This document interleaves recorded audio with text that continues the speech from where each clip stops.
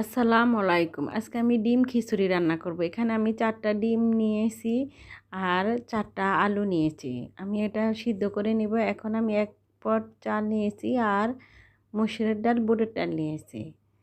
এখানে আমার ডিম আলু সিদ্ধ করা হয়ে গেছে। এখন আমি লবণ আর হলুদ দিয়ে মেখে নেব। আমার মাখা হয়ে গেছে। আমি চুলাতে পাতিল বসিয়ে দিয়ে সরিষার তেল দিয়েছি। তেলটা গরম হয়ে গেছে। এখন আমি ডিম আর আলু লাল লাল করে ভেজে নেব।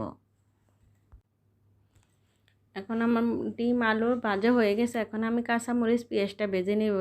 দিলাম আদা রসুন বাটা, গরম মশলা ভেজে নেব। আমার ভাজা হয়ে গেছে। আমি একটু পানি দিয়ে দিলাম। এখন আমি গুঁড়ো মশলা দিয়ে দিলাম। গুঁড়ো মশলাটা ভাজা হয়ে গেছে। এখন আমি চালটা ভালো করে ভেজে নেব।